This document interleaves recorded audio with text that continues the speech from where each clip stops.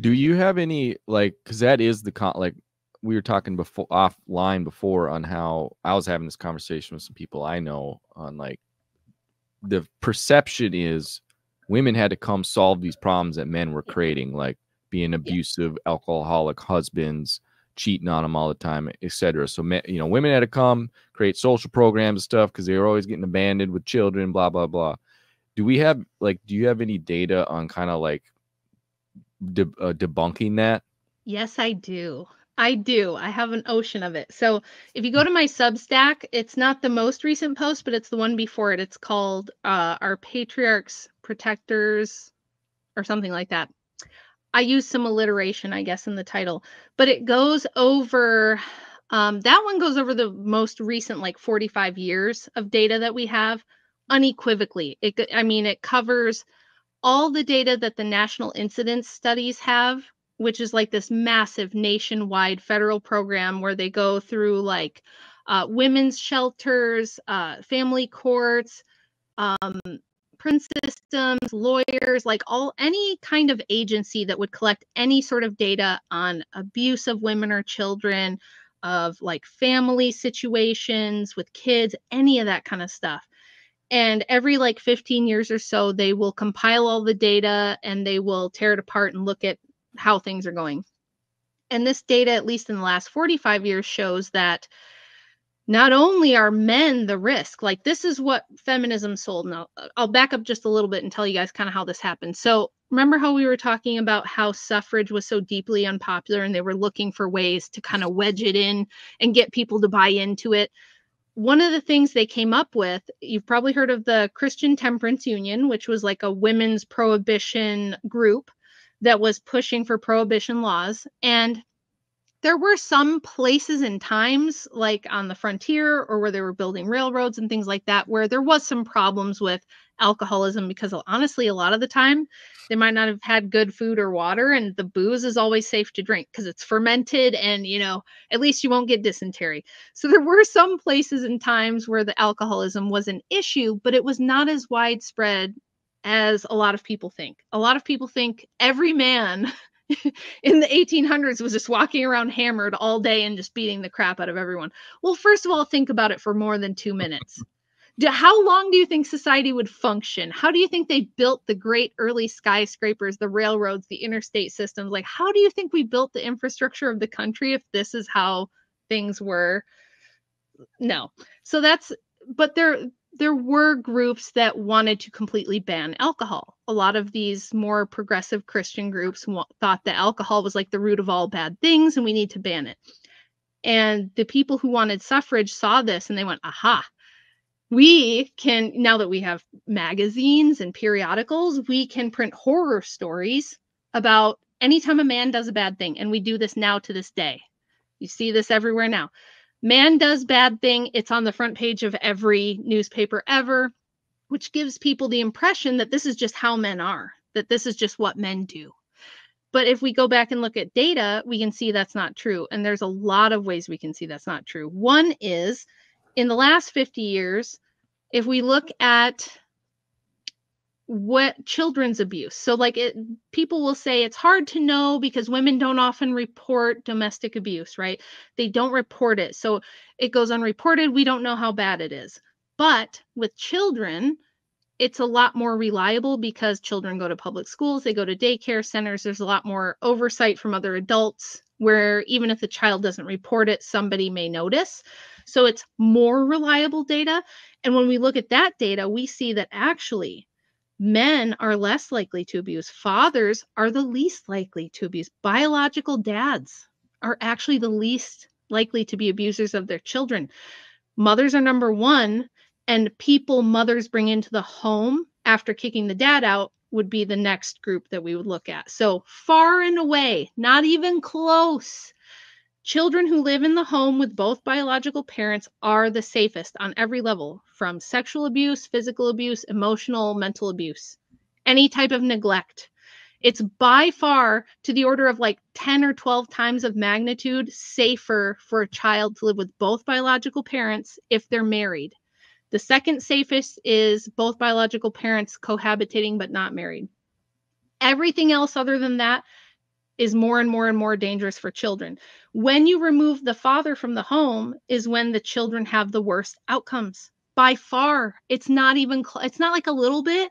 It's like out of this world crazy how dangerous and how the risk factor goes up for every bad thing that can happen to a child when you remove his father from the picture.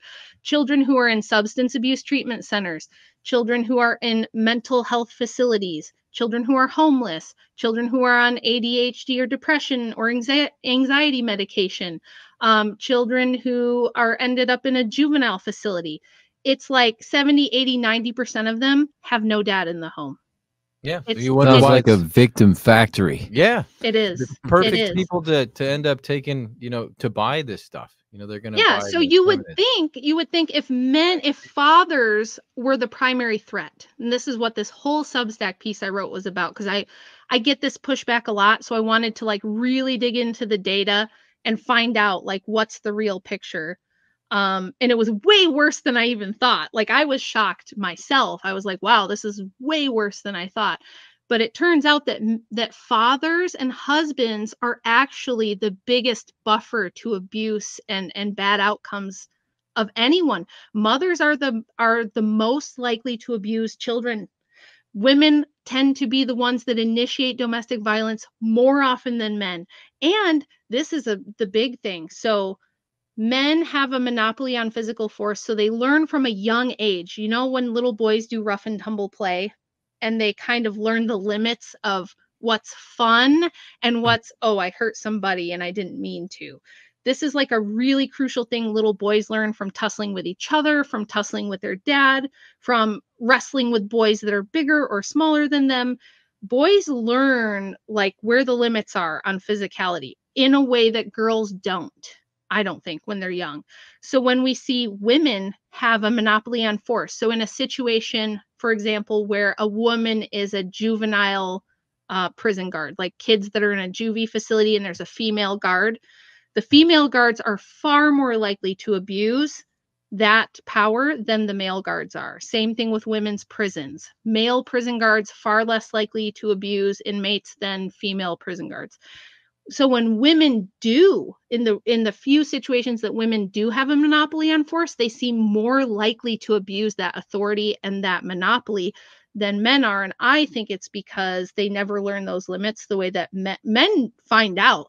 Like if your mouth writes a check that your butt can't cash, you're going to find out quick, right? Well, Where women Limp don't Bizkit. really learn that. I was going to say, she likes metal, dude. We love metal too. It shows in the Some good old lesbian Fred relationships Durst too. right there. Yeah, I was gonna bring that up. The lesbian race, they got the highest violence, right? Is that right? Yes, Domestic. lesbian couples have the highest rates of domestic violence. How much more is it in their relationships? It's quite a lot more. I think it goes lesbian couples, and then I think even homosexual male couples are higher. But the thing that I thought was really striking was that cohabitating heterosexual couples have like really high rates of abuse. And this is something that the women's liberation movement really sold hard in second and third wave. So like 60s, 70s, 80s, 90s, they told women that marriage is this like scary trap. You're going to marry a man. He's going to get you in his clutches. He's going to have control of the finances and he'll have the career and you won't have a way to support yourself. So he's going to abuse you because he knows he can and you're going to be stuck, right? This was the propaganda campaigns around this were incredible. In fact, they falsified numerous statistics throughout the 60s and 70s. There was a campaign in the 70s where they ran commercials and ads in magazines telling women that 1 out of 3 women who ended up in an emergency room were there because of domestic assault. Totally false, totally bullshit, bogus statistic, which now they went back and checked this and did like a study to find out if this was true. It was actually 0.01% of women in emergency rooms were there because of domestic assault. They took like some other number and tried to pass it off as this number knowingly. And they don't care. They're totally unrepentant about this. They just used it to fearmonger the hell out of women that marriage is the single biggest threat to your safety, that your husband and your child's father is the threat you need to worry about, when actually that's the person most likely to protect you. That's the person with the vested interest in protecting you and your children. And by removing him, guess who comes in?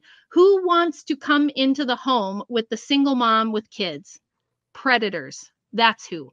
And that's what we find. We find that women who are single moms, when a boyfriend or whoever comes in the home, that the instance of abuse goes up like 20-fold from what it would with the biological father. It's insane.